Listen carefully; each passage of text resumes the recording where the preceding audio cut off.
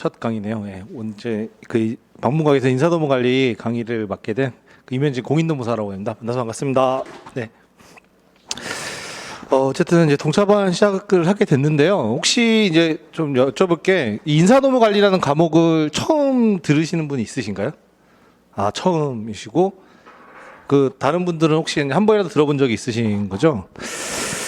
어쨌든 왜냐하면 이 동차반이라는 게 조금 특수해요. 그러니까 아시는 분 아시겠지만 어쨌든 이제 1차를 합격하시고 그다음에 이제 2차 때까지 남은 시간에 그냥 시간을 보내기보다는 뭔가를 좀 이제 공부를 해보고 이제 시험장에 임해보기 위해서 이제 동차반을 들으시는 건데, 이 동차반이라는 게 아무래도 이제 2차 시험 전까지 1차 끝나고 이루어지다 보니까 짧은 시간에 굉장히 압축적으로 좀 진행이 되는 측면이 있습니다. 그래서 우리가 GS 연기나 뭐 1기처럼 뭐 기본 이론을 가지고 좀 이제 깊게 보고 좀 이해 중심으로 가기에는 좀 한계가 있어요. 그래서 아무래도 이제 동차반을 하다 보면은 이제 이 양자를 잘 좀 조율하는 게 쉽지 않습니다. 그러니까 저는 이제 개인적으로 그 동차반을 이제 항상 얘기를 하는 게 이제 압축 과정이라고 좀 말씀을 드리거든요. 그러니까는 우리가 이제 시험을 하기 위해서는 여러분이 이제 책에 있는 내용들을 이해하고 이제 암기하고 이런 것들이 기본적으로 필요하죠. 그리고 이제 그거를 답안으로 이제 현출해내는 연습이 같이 이루어져야 돼요. 그래서 보통은 우리가 GS 연기 1기, 그 다음에 2기, 3기 이렇게 이어지잖아요. 그렇죠? 연기나 1기 같은 경우는 이제 어떤 이해 위주의 이론 중심의 내용들로 해서 교과서의 내용들을 충분히 이해하는 방향으로 이렇게 좀 진행이 되는데, 그리고 나서 이제 그런 이해를 바탕으로 2기, 3기 때는 이제 그걸 현출하는 이제 실전 답안 쓰는 연습들을 하죠. 그러면 이제 그렇게 좀 커리큘럼이 되어 있는데, 이 동차반이라는 거는 이제 그 모든 걸 좀 압축해 놓은 형태의 좀 그 과정이라고 좀 보시면 될 것 같아요.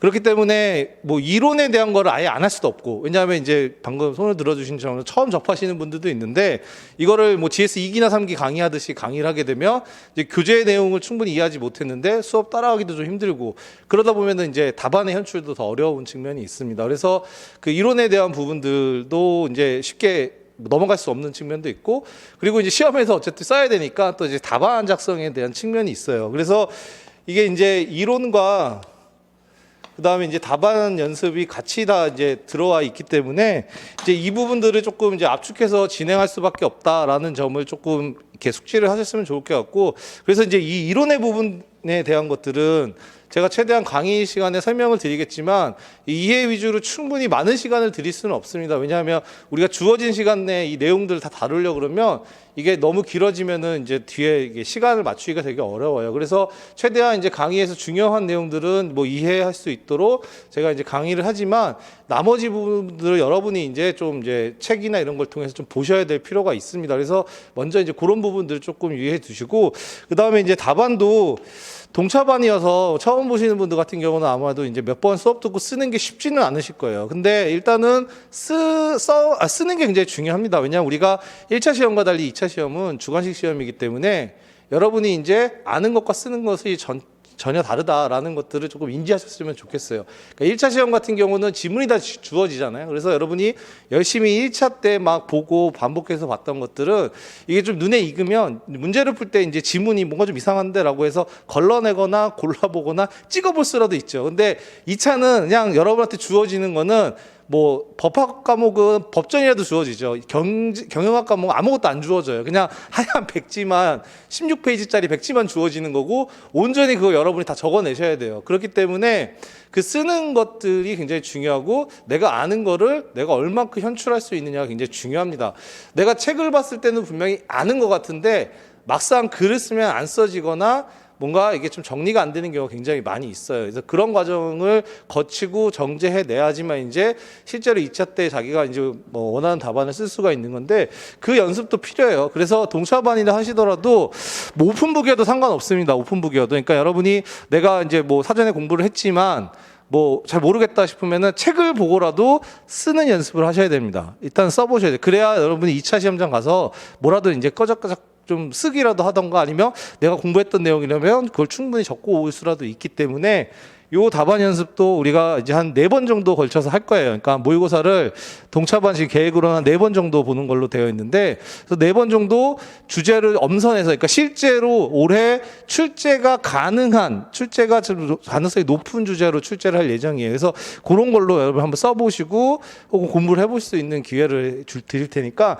안 쓰거나 그러지 마세요. 그러니까 보통 동차반을 제가 강의를 진행하다 보면 안 쓰고 안 내시는 분들이 있어요. 그러면 그 소중한 기회를 날리는 거기 때문에 꼭 써보시고, 아, 답안을 이렇게 작성해야 되는구나 라는 부분들이나, 아니면 내가 좀 알고 있는 거 제대로 알고 있네, 모르고 있네, 이런 것들을 체크해 볼 수 필요가 있기 때문에 꼭 써보시기를 추천을 드립니다. 그래서 제출을 해주시면 제가 이제 첨삭을 해서 드리니까 이제 그런 부분들, 이제 이런 부분들은 형식적인부터 내용적인 측면까지 제가 이제 코멘트를 달아드리니까 그런 기회를 잘 활용해서 답안 연습을 꼭 해보실 필요가 있습니다. 그래서 이렇게 조금 되게 타이트하게 진행되는 과정이다라는 거 조금 염두에 두셨으면 좋을 것 같아요. 먼저 그런 좀 마음가짐이 좀 필요하실 것 같고, 어차피 저희가 시간이 많이 없기 때문에 뭐 GS 연기하듯이 뭐 제 소개나 이런 것들은 뭐 그냥 편하지 드리진 않을게요. 그게 중요한 게 아니니까.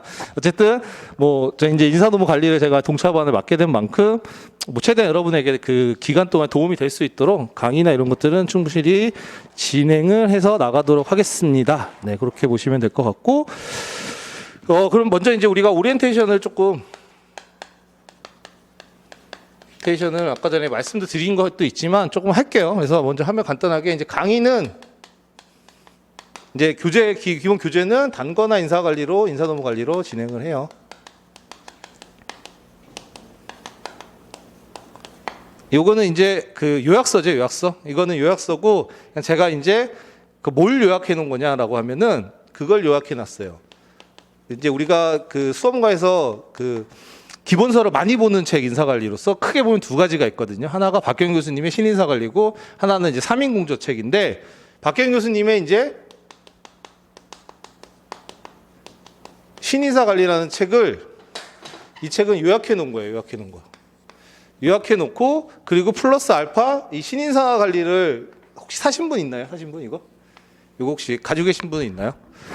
근데 이제 이것도 이제 가지고 계셔야 될 필요가 있긴 있는데, 왜냐하면 이제 교수님 책이기 때문에, 기본서기 때문에 이제 요 책을 이제 요약해 놓은 거고, 요약해 놓은 거에 플러스 이제 신인사 관리가 이제 우리가 기본서로 수험가에서 엄청 많이 보고 좋은 책이지만, 이게 딱 수험에 필요한 내용 중에 좀 부족한 부분이 있어요. 그러니까 우리가 시험에서 나올 만한 게 100이라 그러면 한 박경 교수님이 한 70 정도, 책에 70 정도가 있고 나머지 30 정도가 좀 누락인데, 이제 그 30이 뭐 예를 들어서 3인공저라는 그 책에 있거나 아니면 다른 책에 있는 내용들이거든요. 그래서 그러한 내용들을 이제 부족한 부분을 좀 더 넣어서 요약해 놓은 게 바로 이 책입니다. 그래서 이 책으로 진행을 할 거고, 이 책을 보는 건 여러분이 이제 박경 교수님 책을 읽는 거랑 똑같다라고 보시면 될 것 같고, 그래서 공부를 하실 때 어떻게 하면 좋으냐면, 좀 여유가 더 있으면 이제 이걸로 진도를 나가지만, 여러분이 복습을 하실 때는 해당 파트의 이 책을 한번 읽어보고 이 책을 보는 게 되게 좋거든요. 왜냐하면 이 책이 아무래도 이제 풀 텍스트 버전으로 해서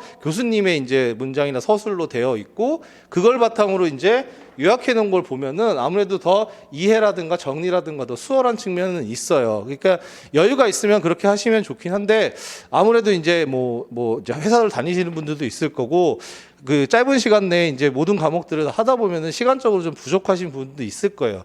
만약에 그게 안 된다 하면은 이 책이라도 일단 좀 보시면서 책을 조금 이제 공부를 하시면 될 것 같고, 만약에 이 책을 보고 이제 이게 요약해다 보니까 내용이나 조금 뭐 문장을 더 보고 싶다 그러면 이 책을 참고해서 해당 파트를 읽어보시면 그대로 내용이 나옵니다. 그래서 그런 부분들을 조금 그렇게 보시면 좋을 것 같아요. 그렇죠? 예, 그래서 요렇게 진행이 될 거고, 이제 진짜는 그다음에 이제 우리가 시험 같은 경우에 이제 총 4회를 출제할 예정이에요. 4회 실시. 4회를 실시할 예정입니다. 그래서 이 4회 동안에 우리가 그 실제 시험을 써볼 거고, 이 문제는 25점에서 뭐 50점짜리 사이즈로 내려고 해요. 50점짜리에서. 이게 무슨 말이냐면 잘 아시겠지만 우리 인사관리 시험은 100점이죠. 100점.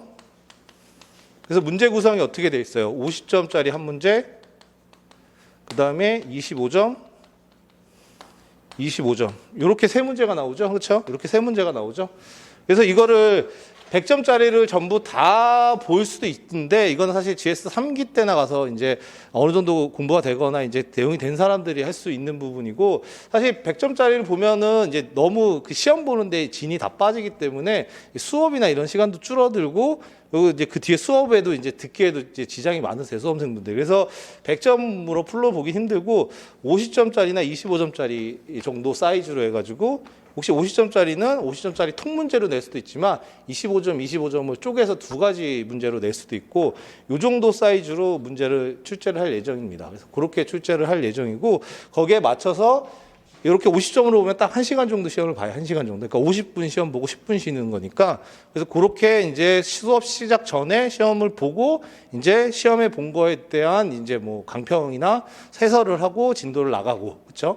그리고 그 전에 시험에 본 게 있으면 제가 이제 채점을 하거나 이제 첨삭을 하면서 말씀드리고 싶은 내용들을 리뷰를 하고, 뭐 이런 식으로 이제 진행이 될 겁니다. 그래서 이렇게 시험이 될 예정이고, 그 다음에 여기에서 이제 우리가 주제 같은 경우는 이제 출제 가능성이 높은 것들 위주로만 내려고 해요. 높은 주제로만.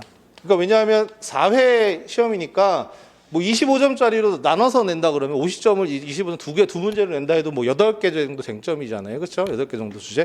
근데 이제 이거를 우리가 연기 1기, 뭐 1기, 2기 때 봤던 것처럼 뭐 기본기를 테스트할 수 있는 문제를 드리는 거는 사실 좀 비효율적인 것 같아요. 그러니까 아무래도 여러분이 동차반 들으시는 것도 압축적으로 좀 출제 가능성이 높은 것들을 좀 봐서 그것만 봐가지고 시험장 가서 좀 효율적으로 하는 걸 원하시는 분들도 많고, 그러다 보니까 이 출제 가능성이 높은 주제로 4회 정도를 내려고 합니다. 그래서 뭐 항상 뭐 각각 파트별로 중요한 내용들이 있지만 뭐 기존의 기출이라든가 최근의 이슈나 트렌드를 봤을 때 뭐 출제 가능성이 더 높은 거, 뭐 예를 들어서 뭐 평가 부분에서 뭐 절대 평가에 관련된 내용을 낸다던가, 뭐 보상에서는 뭐 비경제적인 보상에 관련된 것들을 낸다던가 하는 식으로 좀 출제 가능성이 높은 거 위주로 출제를 하려고 하니까 꼭 시험을 보시기 바랍니다. 그렇죠? 안 보시면 안 돼요. 그렇죠?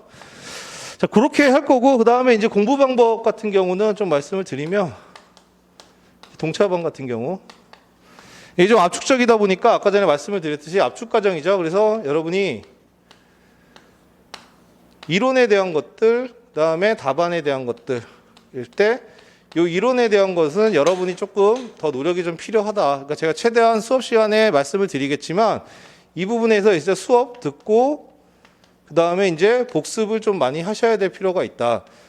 다만 이제 이 복습을 할 때 여러분이 여유가 되시면 신인사 관리까지 같이 보시는 게 제일 베스트고, 이게 제일 베스트고, 안 되더라도 여러분이 오늘 나눠드린 자료 중에 그게 있어요. 복습용 목차라고 있습니다. 보시면 오늘 이제 두 파트가 나왔죠. 직무관리랑 그다음에 이론적 기초에 대한 이제 복습용 목차가 나갔을 거예요. 이건 뭐냐면 이제 박경규 교수님 책의 내용을 목차만 따온 거예요. 이거를 왜 드리냐면 이제 요걸 좀 잘 들으세요. 이제 인사관리 공부 방법론과도 연계되는 건데, 여러분이 인사관리를 보신 분은 뭐 아시겠지만 안 보신 분은 앞으로 이제 겪어야 될 과정인데, 인사관리를 보다 보면은 이제 카페에서도 많이 보셨을 거예요. 뭐 뜬구름 잡는다, 뭐 머릿속에 남지가 않는다, 휘발성이 강하다, 그다음에 뭔 소리 하는지 모르겠다, 뭘 써야 되는지 모르겠다 등등등 인사관리에 대한 그 이제 하소연이 엄청나게 많아요, 카페에서. 그렇죠? 이제 그게 뭐 의견 타당한 면은 있어요. 인사관리 과목이라는 특징이 그렇습니다. 그래서 인사관리 과목이라는 특징이 우리가 법학이랑 비교해서 보면은 이제 법학과 완전 다른 이제 체계 학문이고 추구하는 바도 달라요. 그렇기 때문에 법학을 공부하다 보면 경영학 과목이 되게 좀 뭔가 부실해 보이고, 특히 인사관리랑 뭐가 논리적이지도 않은 것 같고, 뭐 이게 뭐 그냥 맞는 말만 하는 것 같고 막 이런 느낌을 많이 받아요. 그렇죠? 근데 이제 인사관리가 그러다 보니까 이제 많은 분들이 실수를 하는 게, 이제 인사관리가 이제 이해가 잘 안 되고 뭔가 이게 잘 와닿지 않으니까 어쩔 수 없다. 에이, 암기나 하자. 암기 위주로만 막 접근하시는 분들이 있어요. 그래서 막 주제로만 막 이제 외우고 암기하고 막 이렇게 하는데, 이 인사관리를 암기로 접근하면은 인사관리 필패하는 지름길이에요. 필패로 가는 지름길이에요, 인사관리는. 그렇죠? 인사관리라는 거는 암기로 접근하시면 절대 안 됩니다. 왜냐하면 이거 자체가 암기를 한다 그래도 여러분 금방 잊어버리고, 그냥 이해 없이 암기를 특히 인사관리를 하면 휘발성이 굉장히 강하기 때문에 금방 날아가요. 보면은 뭐 다 맞는 말인 것 같고 뭐 이 말이 저 말인 것 같고 이렇기 때문에 그냥 단순히 암기로만 접근을 하면 인사관리는 절대 오래 못 가고 여러분한테 그 굉장히 괴로운 과목이 될 수밖에 없습니다. 그럼 인사관리를 어떻게 해야 되느냐? 그러니까 인사관리 항상 말씀을 드리지만, 인사관리라는 게 우리가 하면 이해랑 보통은 이제 암기가 수험에서 변경이 돼야 되잖아요. 근데 저는 개인적으로 인사관리는 이해가 굉장히 더 중요하다고 봐요. 물론 다 그렇긴 하지만, 근데 이 이해가 선행이 되면 인사관리는 암기에 대한 부담도 많이 줄일 수 있을 뿐더러 이 이해를 통해서 인사관리 전반적인 내용을 깰 수가 있어요. 특히 뭐 비유를 들자면 우리가 그러죠. 뭐 나무와 숲 뭐 이렇게 얘기를 했을 때 이제 암기에 집중하는 거는 이제 나무만 보는 거고 이해는 좀 숲을 보는 건데 인사관리는 숲을 먼저 조망할 줄 알아야 돼요. 전체 숲을. 그러니까 그게 무슨 말이냐면 인사관리라는 우리가 배우는 교과 내용의 체계가 혹은 순서나 구성이 어떻게 되어 있고 어느 파트에 어느 내용이 있고 이게 어떻게 연결되고 하는 것들을 먼저 큰 그림을 먼저 그려놔야 돼요. 이 큰 여러분이 퍼즐을 할 때도 마찬가지잖아요. 개별의 이런 퍼즐 조각들이 중요한 게 아니라 이런 조각 먼저 큰 판이 있고 여기 하나씩 맞춰가는 거죠. 그렇죠? 그러려면 인사관리도 마찬가지로 이 큰 판을 먼저 여러분이 만들어야 돼요. 이 큰 그림에 대한 이해 혹은 그 구조에 대한 것들이 머릿속에 없으면 이 개별 제도들은 보이지만 그 개별 제도가 어떨 때 어떻게 활용이 되고 어떤 의미가 있고 뭐랑 연계되는지를 몰라요. 그렇죠? 그렇게 되면은 인사관리가 계속 도돌이표가 될 수밖에 없습니다. 그래서 이 이해를 해야 되는데 이해를 하는 가장 첫 번째 지름길 중에 하나가 뭐냐 하면 인사관리는 먼저 인사관리 전체 체계, 구성이 머릿속에 들어와 있어야 돼요. 쉽게 말하면 인사관리 책을 여러분이 안 봐도 인사관리라는 게 처음에 뭐 이론적 기초가 나오고 그리고 이제 인사관리의 중요한 요인 중에 뭐 직무에 대한 관리가 나오고 직무에 대한 관리에서 중요한 뭐 직무 설계가 있고 직무 분석이 있고 뭐 직무 평가가 있고 직무 설계에는 뭐가 있고 뭐 이런 식으로 그 내용이 세부적이진 않지만 전체적인 그림 확보 관리하면은 여러분 확보에는 인력 계획이 있고 모집이 있고 선발이 있고 인력 계획에서는 뭐 어떤 내용이 이런 식으로 여러분이 전반적인 내용에 대해서 흐름이나 이런 것들이 꿰고 있어야 됩니다. 그래야 이 전체 그림에서 내가 뭐 쓰고자 하는 내용 혹은 내가 보고자 하는 내용이 어느 파트에 어느 위치에 있는지를 찾아갈 수 있어야 돼요. 그렇죠? 그리고 그거를 연결시킬 수 있어야지만 인사관리에 대한 부분들은 여러분이 조금 더 고득점이 가능한 그런 기본 베이스를 좀 마련할 수 있다라고 좀 보시면 좋을 것 같아요. 그래서 이제 이 과정 자체가 쉽지가 않죠. 그렇죠? 쉽지가 않죠. 그러면 이런 것들을 만드는 방법 중에 뭐냐면 이제 제가 드린 복습용 목차 같은 거니까 여러분이 복습을 하고 나서든 아니면 복습을 하기 전이든 그 목차만 나와 있잖아요. 그럼 그거를 보고 내가 했던 내용들을 그 옆에다가 변기해 본다던가 중요한 내용을 써본다던가 흐름이 이렇게 돼 있구나 책의 흐름이 왜냐하면 여러분이 그냥 텍스트가 쭉 있는 것만 보게 되면 텍스트만 먼저 보게 됩니다. 그러면 목차나 이런 구성의 흐름을 못 봐요. 예를 들어서 직무설계 파트라고 하면 직무설계 방법만 막 눈에 보이지 이게 직무관리에서 직무설계 있고 그 다음에 왜 직무분석이라는 게 나오고 뭐 직무평가는 뭐 이런 것들이 잘 연계가 안 되고 그 내용만 보게 돼요. 그렇기 때문에 복습을 하고 나서 혹은 복습을 하기 전에 뭐 어쨌든 상관은 없습니다. 정리라는 거를 할 때는 여러분이 먼저 목차를 보면서 내용을 좀 떠올려 보시고 써보시고 아니면 말로 해보시던가 자꾸 이런 식으로 아웃풋을 내려고 좀 노력을 하셔야 됩니다. 그렇죠?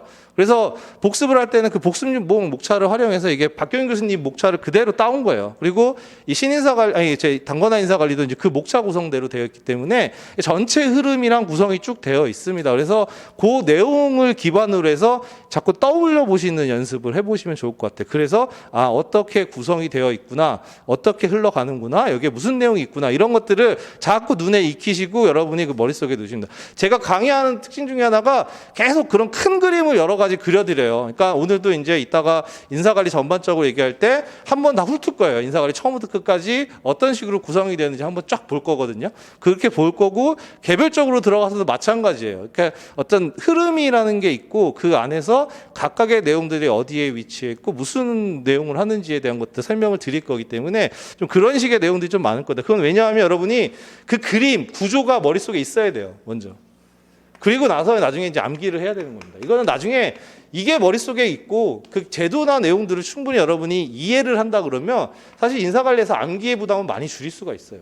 뭐 장점, 단점 이런 것도 제도의 취지라든가 제도가 어떻게 등장하게 됐다든가 뭐 이런 내용들을 이해를 하면 이 안에서 암기의 부담을 줄일 수 있는 것들이 많이 있어요. 왜냐하면 그런 특징이나 뭐 등장 배경으로부터 자연스럽게 등장하는 장점들이 있거든요. 단점들이 있고, 혹은 뭐 제도를 비교할 때도 여기서의 장점이 여기서의 단점이고, 여기서의 단점, 장점 이렇게 대비되는 것들이 있어요. 그러니까 그런 것들을 맞춰가면서 이해를 통해서 외우다 보면 무식하게 암기할 필요가 없는 부분들인 거죠. 그러니까 다 무식하게 뭐 암기해야 될 사항들도 있긴 있지만, 물론 그런 게 있긴 있지만 그런 부분도 좀 줄일 수가 있다. 그러니까 암기를 무턱대고 먼저 시작하시는 거는 사실 동차반이라 하더라도 비추드립니다. 왜냐하면 이걸로만 커버하기에는 사실 한계가 있습니다. 한계가. 그렇죠. 그래서 일단은 공부하실 때 요 이해 위주로 일단은 접근을 해야 된다라고 좀 생각을 하시고, 그걸 위해서 이제 복습용 목차를 좀 도움이 되시라고 드린 겁니다. 그래서 복습용 목차를 통해서 책 본 내용까지 그 목차를 통해서 거기에 해당하는 무슨 내용이 나왔는지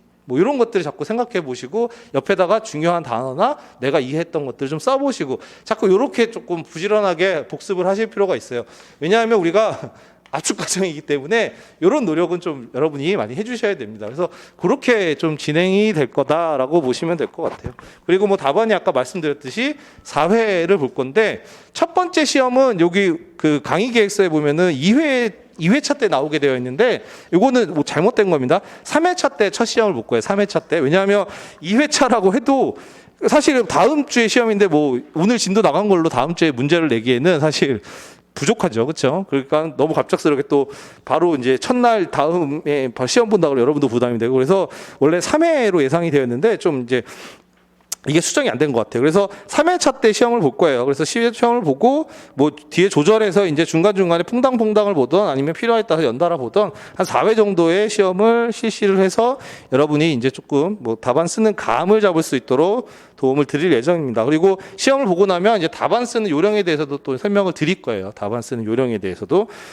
그래서 인사관리는 답안을 쓰는 테크닉도 굉장히 좀 중요한 부분이 있어요. 그렇죠? 여러분이 내용만 많이 한다고 중요한 게 아니라 그걸 어떻게 좀 잘 보여지게, 그러니까 좀 가독성 있게 현출하느냐도 중요하기 때문에 그렇게 조금 내용이 진행이 된다.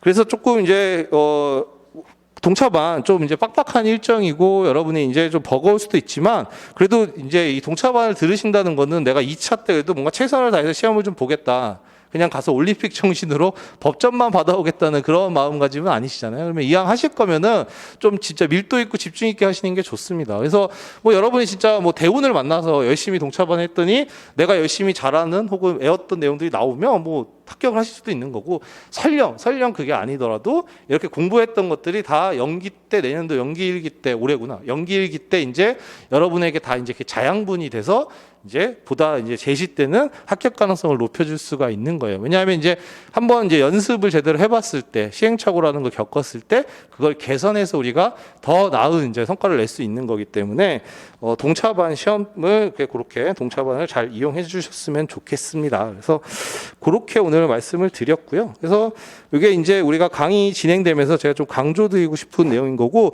궁금하신 사항들은 이제 여기 강의 계획표도 있지만 이제 네이버죠. 여기에다가 여기로 언제든지 문의를 넣어주시면 됩니다. 그렇죠? 궁금한 사항들이나 뭐 이런 것들, 수업을 듣고 뭐 좀 이해가 안 간다 혹은 더 알고 싶다 하는 내용들은 여기로 해서 보내주시면 돼요. 그렇죠? 그러면 제가 보고 답변을 최대한 빨리 드리도록 하겠습니다. 네, 그렇죠. 자, 이게 이제 우리 그 동차반 이제 강의 진행 내용과 좀 제가 강조드리고 싶은 사항이에요. 그래서 오늘 이제 진도를 좀 더 나가 볼게요.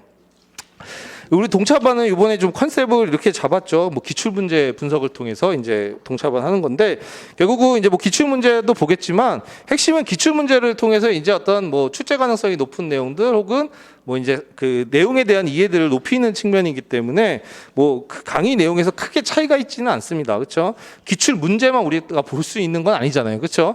그렇기 때문에 기출 문제를 보되 이제 기출 문제를 통해서 이게 우리가 배웠던 문제가 기출 문제로는 이렇게 출제가 되는구나. 기출 문제에서는 이런 부분들이 좀 자주 나오는구나. 이런 것들을 좀 눈으로 확인하면서 그런 것들을 조금 더 효율적으로 학습하기 위해서 우리가 이번에 동차반에서 이제 기출 문제에 대한 것들을 말씀을 드린 건데, 그래서 이제 기출 문제 두 가지를 자료를 드렸어요. 하나는 기출문제 1회부터 이제 정리된 거 내용이고, 그렇죠? 그냥 쭉 이거는 이제 정리된 내용인 거고, 그거를 이제 주제별로 이제 정리한 게 이제 그 표로 되어 있는 겁니다. 그래서 표로 된 건데 쭉 보시면 이제 우리 그 중요한 인사관리의 이제 주제 혹은 목차에 따라서 이제 구분을 해서 이제 출제 문제된 문제들 골라 놓은 거예요. 그래서 이제 다 포함된 건데 1회부터 이제 30회까지. 자, 보시면 여러분 쭉 넘겨보세요. 자, 처음에 이제 환경 이슈, 뭐 이런 문제에 대한 거죠. 그쵸? 환경 이슈. 그러니까 이게 환경 변화나 어떤 이제 경영 환경에 대한 변화, 뭐 이런 내용들에 따라서 혹은 이슈, 뭐 인사관리 어떤 이슈에 대한 것들에 가지고 이제 문제를 출제한 내용들이에요. 굉장히 양이 많죠. 그쵸? 이거 잘 보세요. 환경 이슈나 이런 게 많고, 그 다음에 이론적 기초는 이제 앞에 뭐 이제 인사관리의 학문적인 내용들 중에서 기본적인 뭐 플랜드 C에 대한 내용들 중에서 뭐 C 통제로서 인사감사, 그 다음에 우리가 이론적인 기초로서 뭐 과학적 접근, 인과관계 접근에 대한 내용들, 뭐 이런 부분들이 이제 좀 나오고요. 그 다음에 넘어가시면 이제 직무관리에서 이제 또 내용이 나오죠. 그렇죠? 직무관리, 그 다음에 확보관리, 개발관리에서 특히 인사평가라는 게 이제 나옵니다. 그래서 평가, 그쵸? 평가. 그리고 보상관리에서 임금, 복리후생, 그다음 유지관리에서 노사관계라 이렇게 쭉 보면은 이제 좀 두꺼운 부분들이 있죠. 그쵸? 양이 좀 많은 부분들이 있죠. 양이 많은 부분들. 그렇게 양이 많은 부분들이 중요한, 실제로도 우리가 배우는 과목, 그 내용 중에서도 중요한 주제들이에요. 그래서 뽑아보면은 이제 평가, 보상, 그쵸? 평가, 보상. 그 다음에 확보 쪽, 이런 쪽이 되게 중요하고, 직무 쪽, 이런 쪽도 되게 중요하고, 그 다음에 우리가 자주 출제되는 형태가 이제 환경 변화나 이슈에 대한 문제들이에요. 그쵸? 그 50점짜리로 많이 출제됩니다. 자, 그런 부분들이 좀 중요한 축이에요. 그래서 이따가 이제 인사관리의 전반을 한번 쭉 훑어볼 텐데, 그때 이제 다시 한번 이제 그런 내용들을 좀 말씀드려볼게요. 그래서 여기서 보면 출제가 자주 된다는 거는 그만큼 중요한 거고, 그렇죠? 그리고 인사관리 과목 특성상 이런 걸 많이 물어볼 수밖에 없어요. 특히 이제 환경과 이슈에 대한 것들은 우리 인사관리에서는 굉장히 중요한 주제 중에 하나예요. 그러니까 즉 외부에 어떤 환경 변화가 있어요. 뭐 트렌드가 있어요. 그게 우리 기업에 어떤 영향을 미치고 그런 영향에 대응하기 위해서 우리의 인적 자원 관리 방안은 어떻게 되어야 되느냐, 이런 차원의 문제를 많이 물어봅니다. 50점짜리가.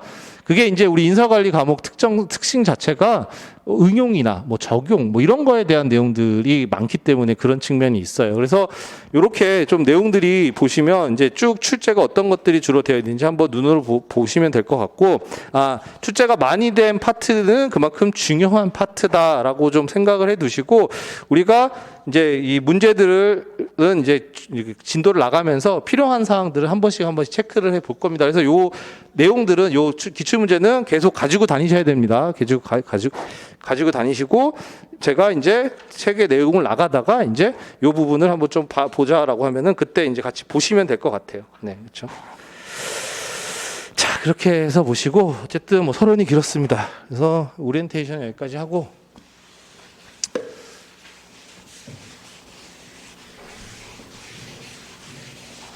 자, 이제 인사관리에 대한 것들 혹은 이제 전반에 대한 내용들을 한번 쭉 볼게요. 자, 이제 우리가 여러분이 배우시는 것은 뭐예요? 이제 경영학이죠. 그렇죠? 경영학을 배우시는 거죠. 혹시 뭐 경영학 그 학부에서 이제 경영학 베이스이신 분들은 잘 아시겠지만, 이 경영학이라는 거는 뭐예요? 우리가 경제활동 주체 중에 기업을 연구하는 거죠. 그렇죠? 기업이 어떻게 하면 지속 성장할 수 있는지, 기업이 어떻게 되면 이제 뭐 이윤을 창출할 수 있는지 등등등, 기업이라는 주체만을 바라보는 거예요. 그렇죠? 경제활동 주체 중에서. 그래서 이제 포커스 자체가, 이제 사고방식 자체가 어떻게 하면 기업에 효과적인가, 어떻게 하면 기업이 뭐 돈을 더 잘 벌 수 있는가, 어떻게 하면 조직 구성원들을 우리가 동기부여시켜서 더 이제 일을 몰입시켜서 성과를 낼 수 있는가, 이런 쪽에 다 포커싱이 맞춰져 있어요. 그러니까 여러분도 책을 보실 때는 항상 이 경영학은 경영자의 좀 마인드를 보실 필요가 있어요. 그러니까 우리가 노동법은 어때요? 노동법은 그 취지 자체가 근로자 보호잖아요. 그러니까 대부분의 주제나 내용들이 뭐예요? 근로자의 권리에 대한 보호, 그 다음에 사용자의 의무에 대한 내용들이란 말이에요. 그렇죠? 그래서 뭐 그런 쪽에 포커싱이 되어 있고, 반면에 이제 경영학은 이제 기업에 대한 거니까 모든 것들이 다 이제 기업 위주의 사고예요. 그렇죠? 물론 이제 거기에 일부에 뭐 인과관계적 접근이나 이런 거는 뭐 구성원의 만족을 중요시 여기지만 그 구성원의 만족을 중요시 여기는 것도 그거 뭐 어떤 의미가 있냐면 구성원을 만족시켜서 뭐예요? 더 열심히 일하게 하고 성과를 내겠다는 걸 깔고 있는 거예요. 그렇죠? 그래서 우리가 이 기업을 연구하는 거고 그래서 여러분 인사관리 볼 때도 기본적인 마인드 자체가 좀 이제 경영자의 마인드나 어떤 회사의 마인드로서 좀 볼 필요가 있어요. 그래야 여러분이 더 좀 받아들이기가 쉽습니다. 그렇죠? 뭔가 직원의 마인드, 근로자의 마인드로 보면은 되게 좀 그래요. 그럴 수 있어요. 근데 그렇게 보다 보면은 인사관리 과목이 되게 이상한 것 같고 뭔가 이 근로자들 바보로 보는 거 아닌가 뭐 이런 생각을 할 수 있지만 그런 게 아닙니다. 그래서 예초의 학문 자체가 그렇기 때문에 여러분이 좀 더 그런 경영자의 마인드, 뭐 CEO의 마인드로서 좀 바라보실 필요가 있고 어쨌든 이 기업을 연구하고 하는 거고 이 기업이라는 거는 이제 일종의 조직이죠. 딱히 말하면. 그렇죠? 그래서 우리가 기업을 쭉 이렇게 보면은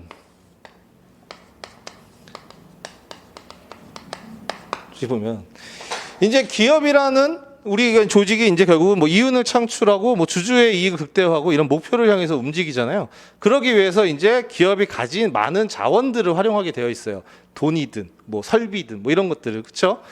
그래서 이제 그런 부분들이 전반적으로 경영학에서 이제 뭐 생산이냐 마케팅이냐 이런 식으로 이제 세분화돼서 나오긴 하는데 우리는 그 중에서도 뭘 배우는 거예요? 인사라는 걸 배우는 거죠. 인사 관리, 인적 자원 관리라는 것. 즉 기업이 가진 많은 자원 중에 우리가 그 자원 중에 하나인 인적 자원에 대한 걸 배우는 거예요. 그렇죠?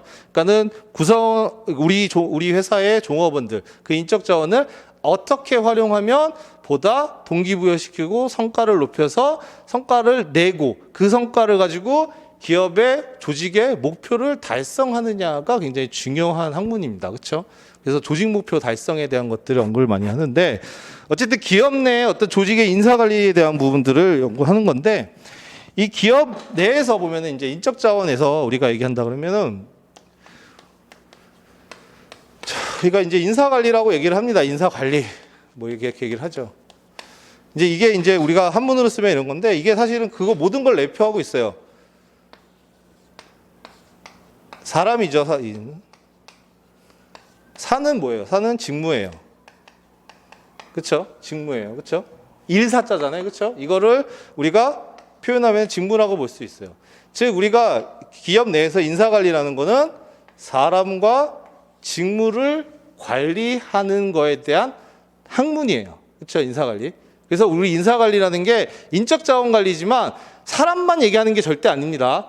왜냐하면 여러분 생각해 보시면 조직에서 일을 한다는 거, 조직이 돈을 벌고 활동을 한다는 건 뭐예요? 여기 A라는 사람이 예를 들어서 뭐 생산 업무를 맡아. 그래서 그 사람이 생산을 해야지만 물건이 만들어지고 그 만들어진 물건을 어때요? 저 영업이라는 직무를 맡고 있는 김 대리가 밖에 나가서 팔아야 영업을 해야 팔리는 거잖아요. 그렇죠? 그리고 지원 업무로서 뭐 여기서 인사를 담당하는 사람이 뭐 사람을 채용하고 이런 업무를 해야 되는 거잖아요. 그렇죠? 그렇기 때문에 인사 관리라는 거는 사람과 직무에 대한 관리예요. 사람만 있는 게 절대 아닙니다. 그렇죠? 우리 이걸 먼저 여러분 파악하셔야 돼요. 사람과 직무에 대한 거. 그래서 쉽게 말하면 우리가 말하는 HRM이라는 거는 뭐냐면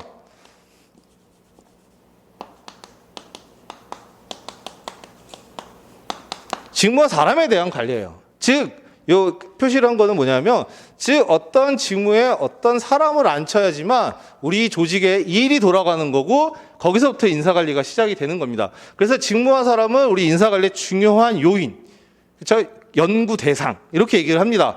이 두 요인이 있어요. 그래서 직무와 사람 간의 어떤 관리, 사람을 관리하는 거고, 인사관리의 그래서 궁극적인 목적이라든가 뭐 내용을 뭐 쉽게 얘기하면 이 해당 직무를 우리 회사에 직무가 있어요. 그러니까 예를 들어서 어떤 기업이든 조직이 생기면 일이라는 것들이 있어요. 일이라는 것들이 생겨요. 뭘 물건을 생산한다던가 뭐 마케팅을 해야 된다던가 영업을 해야 된다던가 뭐 재무를 해야 된다던가 일이 있죠. 그러면 그 일을 가장 잘할 수 있는 사람을 여기다가 앉히는 게 굉장히 중요합니다. 그렇죠? 그렇죠. 여러분이 보시면 생산이라는 업무를 가장 잘할 수 있는 기술이 있고 그 지식이 있고 하는 사람을 거기다 앉혀야 그 사람이 제대로 좋은 제품의 물건을 생산해서 우리가 좋은 값에 팔 수가 있는 거잖아요. 그렇죠? 그래서 직무와 사람에 대해서 우리가 얘기할 때 직무와 사람 간의 어떤 핏을 맞추는 걸 굉장히 중요시 얘기를 해요. 그렇죠? 요거는 그냥 계속 듣기만 하세요. 그냥 이거는 그래서 이런 부분들이 있다. 그래서 나중에 책에도 나오고 다 하기 때문에 그래서 직무와 사람 간의 fit, 흔히 말해서 적합성이라고 얘기를 하는데 이 fit을 확보하는 게 인사관리에서 굉장히 중요합니다. 그렇죠? 그러기 위해서는 이제 직무에 대해서도 우리가 파악을 해야 되는 거고 사람에 대해서도 파악을 해야 되는 거죠. 그래야 얘네 둘의 궁합을 보고 저 일을 가장 잘할 수 있는 사람을 우리가 뽑거나 배치하거나 이렇게 할 수 있는 거잖아요. 그렇죠? 그래서 인사관리에서 중요한 거는 직무와 사람 간의 핏을 확보하는 게 굉장히 중요하다라는 부분들은 그냥 한번 이해해 주시면 될 것 같고 자 그러면 이제 우리가 이 HRM이라는 게 직무와 사람이잖아요. 그래서 이제 교과서의 구성이 어떻게 되어 있느냐 이걸 가지고 이제 구성이 되어 있는 거예요. 자, 직무에 대한 것들을 우리가 관리를 해야 되는 거겠죠. 직무도 우리가 이제 중요한 인사관리 하나의 파트인 거고, 그거를 어떻게 관리하느냐에 따라서 체계화, 우리 인사관리 체계화되고, 보다 더 적합한 사람을 앉힐 수가 있는 거죠. 그렇죠?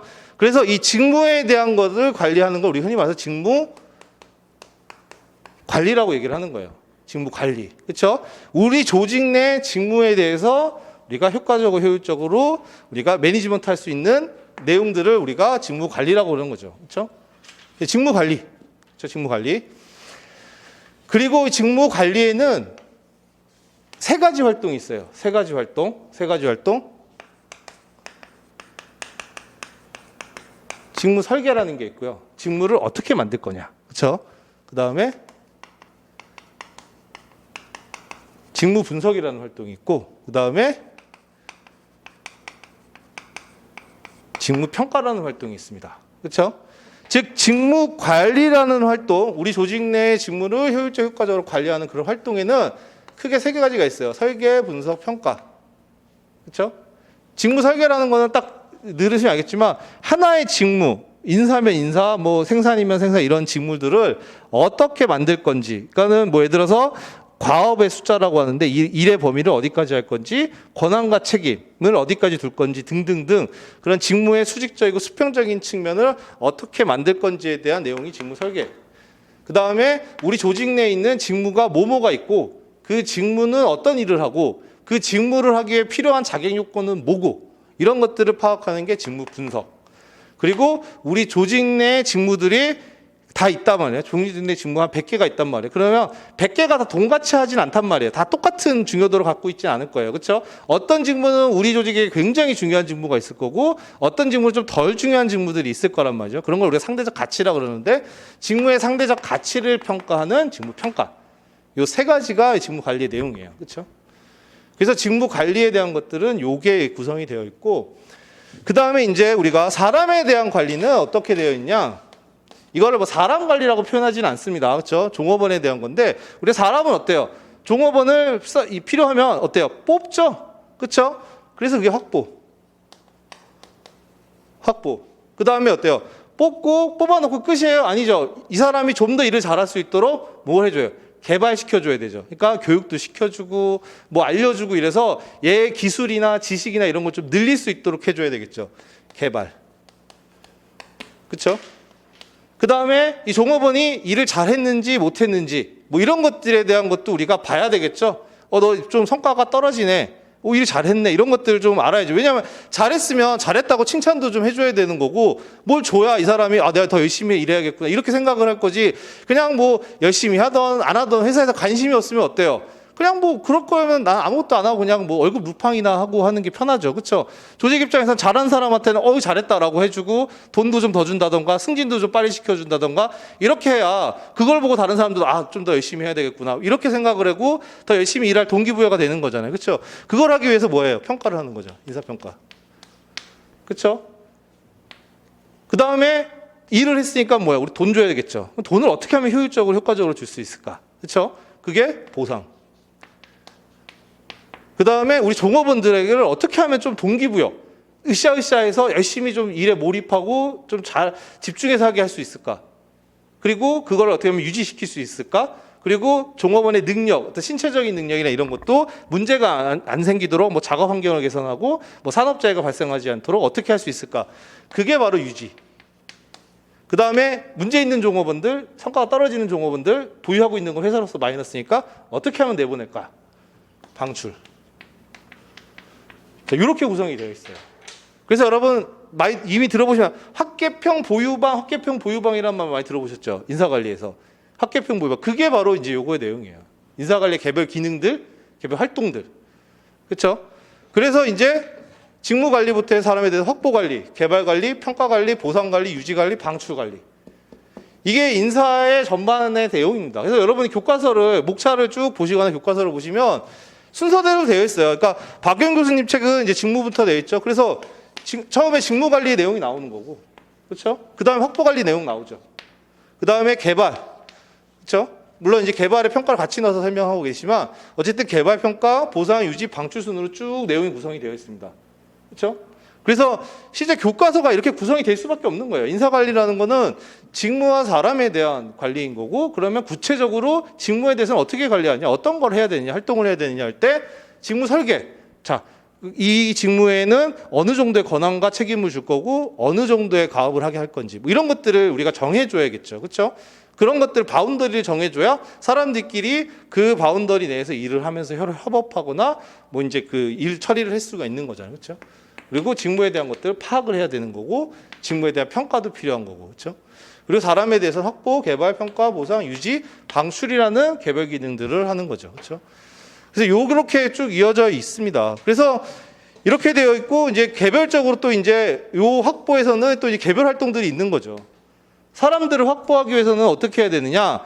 우리가 사람이 필요하다고 해서 무조건 뽑는 게 아니죠. 보통은 회사에서 중장기나 어떤 이 단기적이든 인력 계획을 수립해요.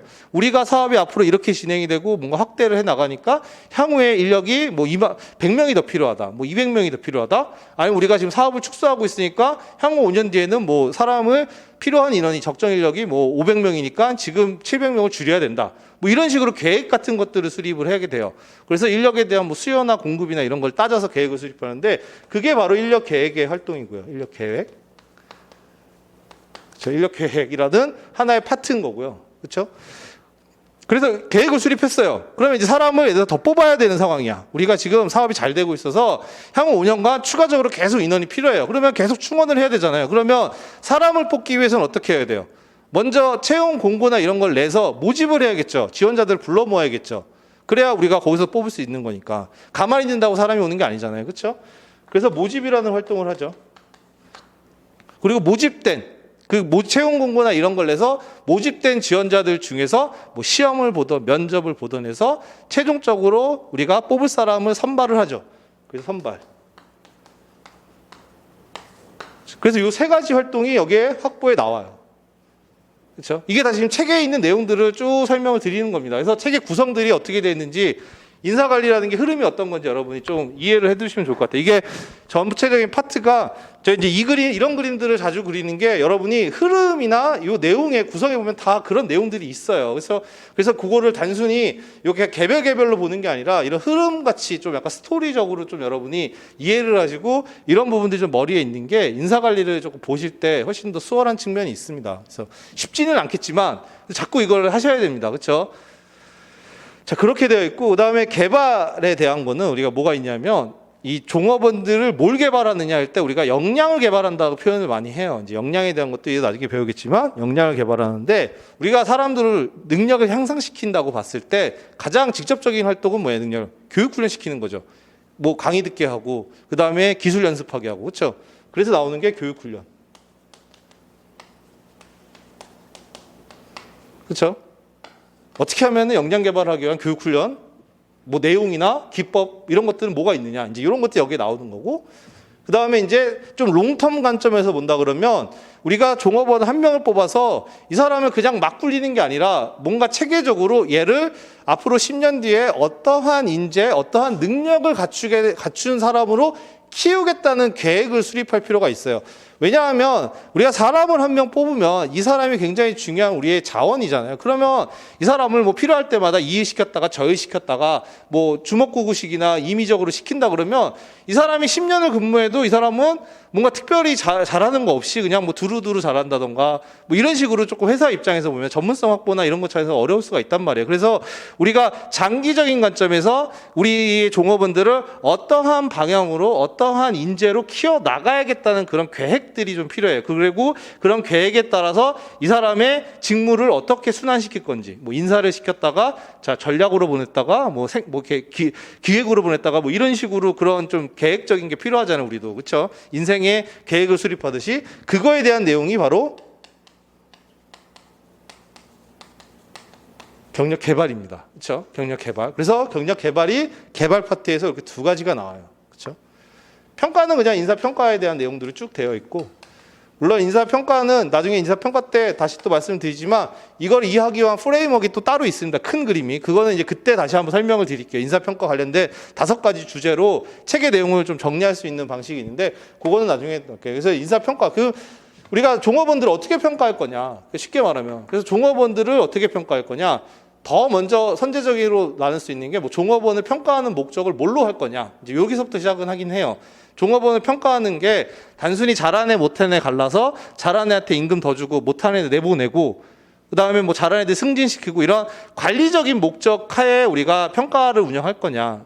아니면 인사평가라는 것도 개발적인 목적, 즉 사람을 육성하기 위한 목적으로도 활용할 수 있겠어요. 이게 무슨 소리냐 싶긴 하겠지만 이렇게 생각하시면 돼요. 우리가 어떤 사람을 평가한다는 건 뭐예요? 그 사람이 잘하는 거 못하는 거를 파악할 수 있다는 거죠. 기준에 따라서 보다 보면 얘가 A라는 카테고리에서는 굉장히 뛰어나. 근데 뭐 B라는 카테고리는 좀 부족해. 그러면 우리가 어떻게 할 수 있어요? A라는 카테고리 잘했다고 칭찬하고 야 B라는 건 좀 부족한데 야 이 B라는 걸 좀 능력을 네가 향상시키기 위해서는 뭐 이런 노력을 하면 좋겠어. 아니면 업무에서 이런 것들을 좀 개선하면 좋겠어. 이렇게 적극적으로 우리가 평가 결과를 가지고 피드백을 주면 어때요?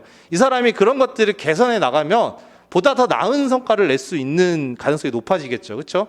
그래서 뭐 평가에 대해서 우리가 개발적인 목적으로 육성의 목적으로 할 거냐, 뭐 관리적인 목적으로 할 거냐부터 시작해가지고 평가의 내용은 뭘로 할 거냐, 뭐 역량을 할 거냐, 업적으로 할 거냐, 뭐 이런 등등 내용들이 쭉 나오는 거고요. 자, 그다음에 이제 보상에 대해서는 우리가 크게 보면은 이제 경제적인 보상 측면이 있어요.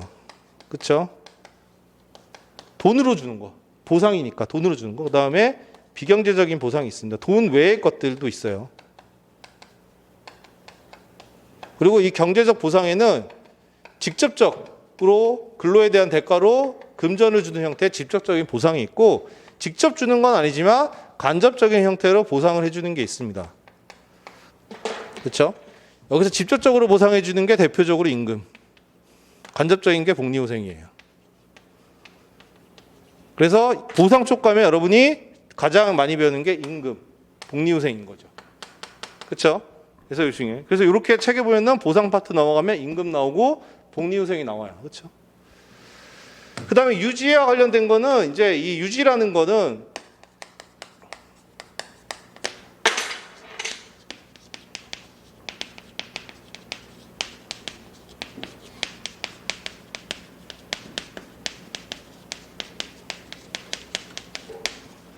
유지하는 활동이다. 이렇게 정의가 됩니다. 즉, 이 유지라는 거, 말 그대로 뭘 유지한다는 거야? 라고 해서 의문을 할 수가 있는데 그 말은 뭐냐면 종업원의 성과 창출의 의지미, 즉 모티베이션이라는 거, 동기부여. 열심히 일하고자 하는 마음을 불러일으켜야 사람들이 어때? 일에 더 몰입하고 직무에 몰입해서 좋은 성과를 낼 수 있는 거잖아요. 그렇죠? 내가 회사에서 뭐 해도 일할 마음이 없어. 안 생겨. 이 회사 떠나고 싶어. 이 회사 너무 뭐 이상해. 뭐 이런 식으로 마음 먹으면 뭐예요? 뭐 아무리 지원을 해주고 돈을 많이 줘도 이 사람이 열심히 일 안 하잖아요. 그렇죠? 그러면 성과가 안 나고. 그러면 어떻게 돼? 궁극적으로 그 사람의 성과가 안 나면 조직 목표 달성에도 멀어지는 거잖아요. 그렇죠? 그리고 의지. 그 다음에 능력. 성과를 창출할 수 있는 기본적인 능력. 그러니까 뭐 신체적인 능력이나 이런 것들이겠죠.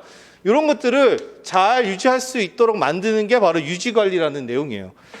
그래서 이 성과 창출 의지와 관련된 거, 모티베이션 혹은 동기부여와 관련된 거에서 우리가 배우는 게 처음에 이제 모티베이션이라는 것들을 배워요. 여기에는 이제 모티베이션 이론과 모티베이션과 관련된 프로그램들이 나옵니다. 그렇죠? 그 다음에 이제 우리가 성과 창출 의지와 관련된 것 중에 하나가 중요한 게 뭐냐면 노사관계예요. 즉 여러분 생각해 보시면 회사에 노사관계가 있는데 노조도 있고 있는데 노조랑 회사랑 사이가 엄청 안 좋아. 맨날 싸우고 파업하고 뭐 불신하고 플래카드 막 회사 앞에 붙어져가지고 경영진은 반성하라 뭐 이렇게 막 이러한 분위기면은 회사가 뒤숭숭하죠. 그러면 여러분이 열심히 일할 마음이 들겠어요? 뭐 회사랑도 불신이 관계가 있고 뭐 영향을 미치겠죠, 그렇죠? 그런데 반면에 노사가 서로 협력하고 뭔가 상생적인 문화가 구축이 되어 있고 근로자도 노조도 회사를 신뢰하고 회사도 노조에게 충분히 뭐 본인들의 이제 의견들 공유하면서 이끌어 나간다. 그러면 어때요? 회사 전체적인 분위기상 성과 창출의 의지나 이런 걸 높일 수가 있겠죠, 그렇죠? 그런 차원에서 우리가 노사 관계를 여기서 넣어서 배웁니다. 노사 관계. 사실 얘도 이제 고용 관계론이라고 별도로 빼서 하나의 파트이긴 하지만 이제 우리가 인사관리에서 이제 범위로 볼 때는 이제 요거를 유지 파트 이렇게 넣어가지고 노사관계 여기서 다루고 있어요. 그렇죠? 그 다음에 능력 파트에서는 우리가 이제 능력과 관련된 건 이제 산업재해가 여기 나와요. 즉 뭐예요? 회사에서 작업 환경의 측면에서 본다 그러면 회사가 이 위험한 물건들 다루거나 굉장히 위험한 공정을 하는데 안전이나 수칙이나 이런 거 하나도 안 지키고 막 여기 시끄러운데 뭔가 이 소음의 소음을 뭐가 저감하는 장치도 안 돼 있고 그러면 그 안에서 일하는 사람들은 어때요? 막 소음에 시달리고 뭔가 안 좋은 공기를 들어마시고 해서 건강에 이상이 생기겠죠. 그러면 혹은 뭐 사고가 발생해서 뭐 손을 다치거나 산재가 발생하면 어때요? 그러면 이 사람이 일할 수 있는 그런 능력을 상실할 가능성이 높겠죠. 회사 쪽에서는. 그렇죠? 그런 차원에서 이제 산업재해 관련된 거, 산업 안전 관련된 거. 이런 게 하나의 꼭지로서 들어와 있는 거예요. 그래서 유지 파트에서는 이렇게 세 가지 내용이 나와요. 그렇죠? 이렇게 나옵니다. 이렇게 나와요.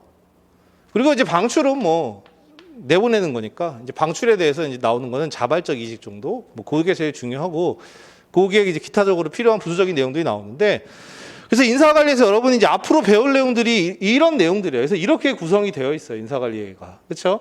그래서 여러분이 앞으로 이제 교과서를 볼 때 이런 흐름으로 이런 내용이 있다는 거를 먼저 조금 이해를 해 주시면 좋을 것 같아요. 그렇죠? 그래서 먼저 전반적으로 인사관리라는 과목이 어떻게 구성이 되어 있고 그렇죠? 그 안에는 어떤 내용이 있고 그러니까 여기에 있는 이러한 세부적인 내용들이 이러한 관리 차원에서 개별 기능으로 묶인 건 다 이유가 있는 거죠. 그렇죠? 그걸 다루는 거고 이런 개별 활동들이 이런 확보 관리를 더 잘할 수 있는 방향으로 이제 논의가 되는 거고요. 그래서 이렇게가 이제 하나의 큰 내용이다. 그렇죠? 그리고 이제 여기에서 이제 플러스 알파가 이제 더 생기는 거죠. 그게 뭐냐면 자, 이게 이제 조직 내에서 이루어지는 인사 관리죠. 조직 내에서 이루어지는 인사 관리인 거죠. 조직 내에서 인사 관리를 한다는 거는 이런 활동들을 한다는 거예요. 조직 내에서 인사 관리를 한다는 거는. 그렇죠? 그래서 문제에서 출제되는 것도 이제 직무 관리에서 뭐 직무 설계 파트를 낼 수도 있는 거고 확보나 개발 이런 평가에서 뭐 주제를 낼 수도 있는 거죠. 우리 기출 문제 봤듯이. 근데 이제 우리가 기업이라는 거 존재는 어때요? 우리가 기업이라는 존재는 폐쇄된 조직이에요? 개방된 조직이에요? 그게 무슨 말이냐면 주변 환경과의 영향을 주고받는 조직이에요? 아니면 주변 환경과 상관없이 나 혼자 독약청청 움직일 수 있는 조직이에요? 자, 생각해 보시면 기업은 오픈 시스템이라고 얘기하죠. 개방 시스템이라고. 주변 환경과 영향을 받는단 말이에요. 무슨 말이에요? 우리가 기업에 내가 돈을 벌기 위해서 시장에 진출해서 사업을 한단 말이에요. 근데 시장의 트렌드나 소비자의 니즈나 이런 것들이 변했어. 혹은 기술이 변했어. 그러면 어때요? 그 변한 환경에 따라가야 되는 거죠. 그 변화를 무시하고 내가 하고자 하는 것만 한다 그러면 망할 수 있는 거죠. 우리 그런 데 많이 봤잖아요. 여러분 뭐 예전에 코닥 같은 경우 대표적으로 옛날 필름 카메라 시절에는 엄청난 기업이었지만 디지털 카메라 전환 못 해가지고 망했잖아요. 그렇죠? 그리고 뭐 LG도 뭐예요? 핸드폰 잘 뭐 옛날에 이제 피처 포인트 잘하다가 스마트폰으로 넘어가는 시점에 변화에 대응하지 못해서 망했죠. 그래서 팔았잖아요. 결국. 그렇죠? 이런 식으로 기업이라는 거는 결국은 오픈 시스템, 우리가 개방 시스템이라고 얘기를 하는데 주변 환경과 변화에 엄청 영향을 많이 받고 특히 기업이 생존하기 위해서는 환경 변화에 기민하게 대응하고 적응해 나가야 돼요. 그래야지만 지속 가능하게 성장할 수 있는 거고 우리가 이익을 확대해 나갈 수 있는 거죠. 그렇죠? 그게 제일 중요한 건데 그러면 인사관리라는 기업이라는 게 기본적으로 이게 조직 내고 우리가 외부에서 일어나는 환경에 대한 변화가 있으면 영향을 당연히 주죠. 그렇죠? 기업에 영향을 주죠. 그래서 환경이 변하면 환경의 어떤 변화, 이슈 이런 것들이 발생하면 당연히 기업에 영향을 주죠. 그러면 기업은 크게 보면 전략이나 목표 수정부터 해서 세부적으로 관리 방식에 대한 것도 다 변화가 돼야 돼요.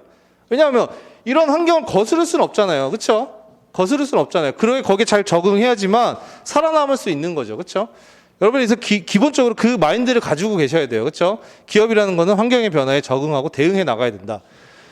자, 그러면 이렇게 됐을 때 뭐 기업의 사업 내용이나 뭐 전략이나 이런 것들이 막 바뀌어 나갈 수는 바뀌어 나가요. 그러면 당연히 그 기업에서의 하나의 개별 기능 중에 하나인 인사 관리도 변화하겠죠. 그렇죠? 예를 들어볼게요. 우리가 이 환경 변화 중에 하나 대표적으로 최근에 여러분이 잘 아시는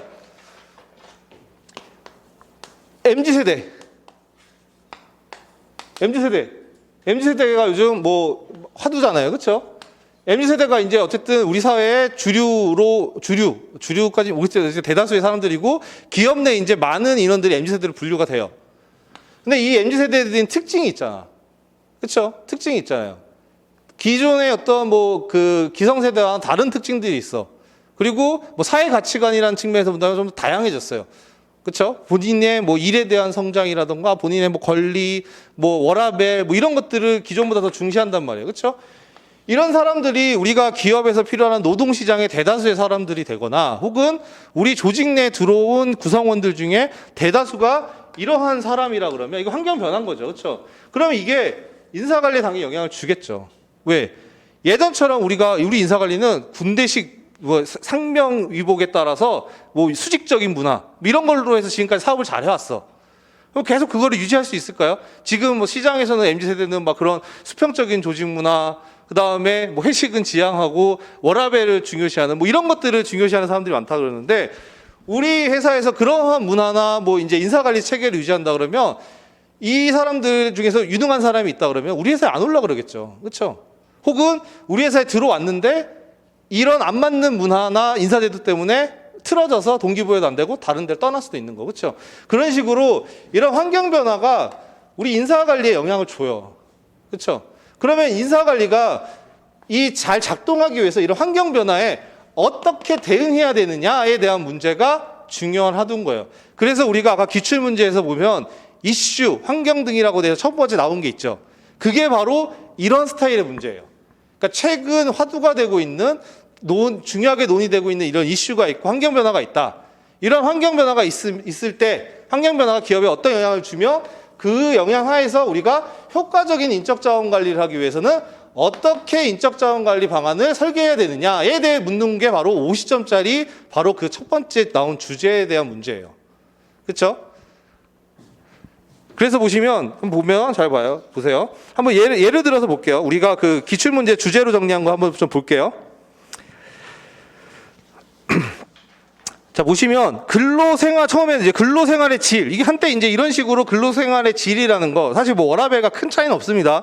이제 이런 게 이제 화두가 되는 거니까 이런 근로생활의 질에 관해서 이제 논하는 것들, 이런 것도 이제 이슈에 대한 하나의 내용인 거고, 그 다음에 그 네 번째 거 보시면, 다섯 번째 거 보시면 밑에서 근로시간 단축과 주 5일 근무제. 이거 예전에 이제 주 5일 근무 시행할 때 얘기해요. 지금은 이제 당연히 주 5일 근무가 당연한 거지만 옛날에는 당연하지 않았습니다. 옛날에 주 6일 근무였죠. 그래서 그때 주 5일 근무제라는 게 이제 시행이 됐었어요. 이것도 환경 변한 거죠. 왜냐하면 법이 바뀐 거니까. 그러면 그거에 따라서 기업이 거기에 어떻게 대응해야 되느냐 문제죠. 그래서 그 5일제 근무한 그 내용들, 그렇죠? 그리고 뭐 직장 생활 조화 이런 것들 관련된 거, 그러니까 워라밸 관련된 거, 그 다음에 지속 가능 경영이 화두다. 거기에 보시면 18회 문제에 보면 그런 내용이 있죠. 최근 지속 가능 경영이 기업 경영의 화두로 대두되고 있다. 그러니까 최근에 이슈나 트렌드가 어떻게 하면 기업이 지속 가능 경영을 할 수 있느냐 이런 주제라는 거죠. 그러면 이런 지속 가능 경영이 가능하게 하기 위해서는 인사노무 관리 차원에서 어떻게 해야 되느냐라고 묻는 거예요. 이거 50점짜리로. 그렇죠? 그러면 여러분 이거 어떻게 써야 될까? 이런 거 문제 나왔을 때 막막하죠 이거.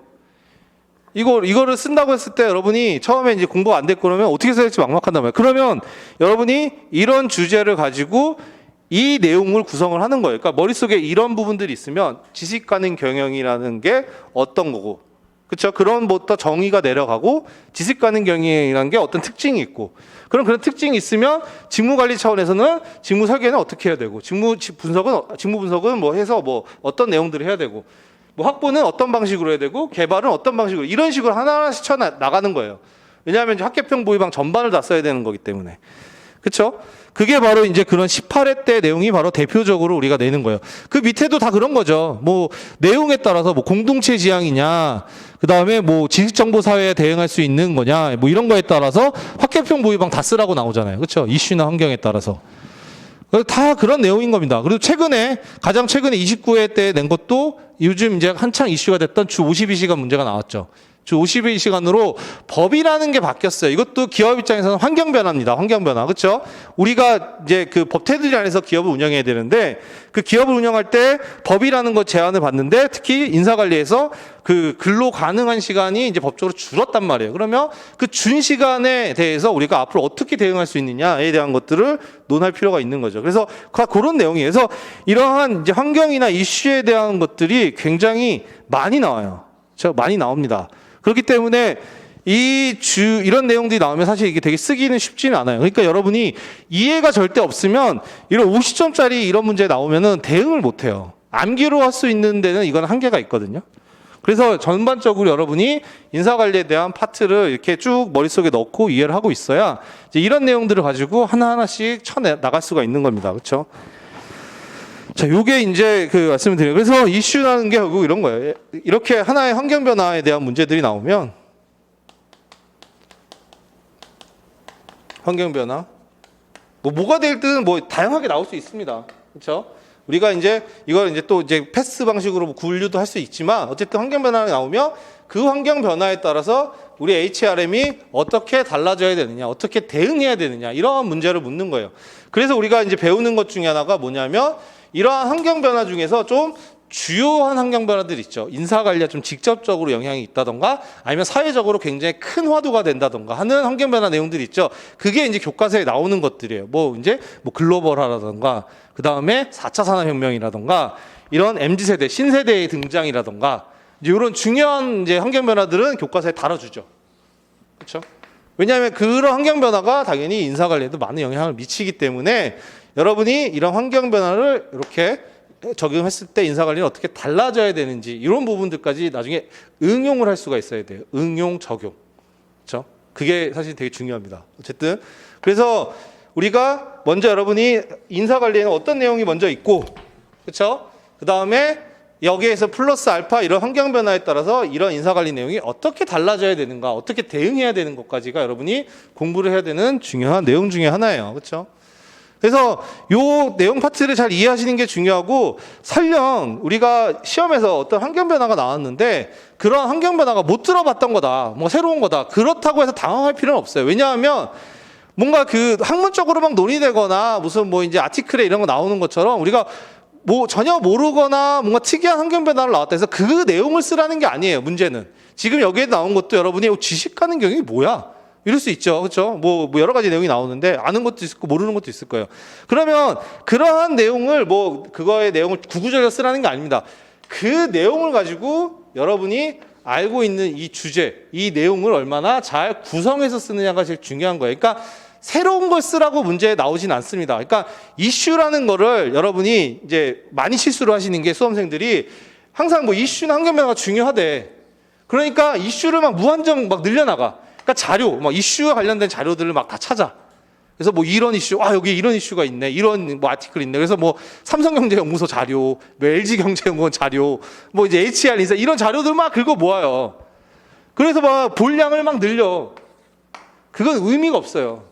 그걸 쓰는 게 아니라 그걸 그냥 보고 버리면 돼요. 이런 거구나. 도움이 돼요. 그거를 막 무턱대고 막 보는 게 아니라 그 내용을 가지고 결국 핵심은 뭐냐면 여러분이 교과서에서 배웠던 내용을 구성해서 쓰는 거예요. 결국은 핵심은 여기에 있는 내용들을 쓰는 겁니다. 여기에 있는 내용들을. 그렇죠? 그렇기 때문에 저 이슈나 이런 것도 환경 변화도 너무 두려워할 필요 없다. 나중에 이제 이 시험을 이런 출제를 내고 그 쓰는 방식에 대해서도 말씀을 드릴 거예요. 결국은 이런 이슈가 나왔을 때 어떻게 접근해야 되는지 논리적으로. 근데 결국은 핵심은 뭐냐면 여기에 있는 교과서 여러분들이 배운 내용들, 공부한 내용들 위주로 구성해서 적용해서 쓰면 되는 거예요. 그렇죠? 근데 적용, 응용 이런 것들 그렇게 하시면 될 것 같아요. 어쨌든 지금 이제 첫 시간이 조금 1시간 정도 지났죠? 그래서 좀 쉬었다가 이어서 쭉 나가도록 하겠습니다. 네.